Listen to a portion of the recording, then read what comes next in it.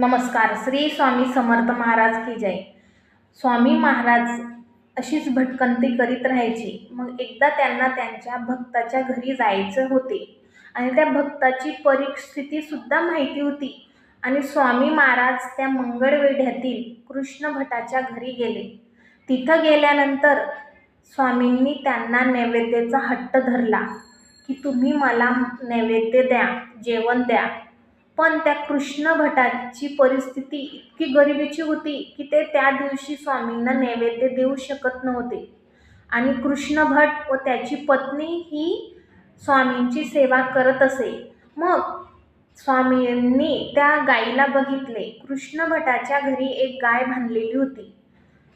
गाईचं दूध दिलं तरी चालेल असं स्वामी म्हटले, पण कृष्ण भट म्हणाला की ही गाय तर दूध देत नाही.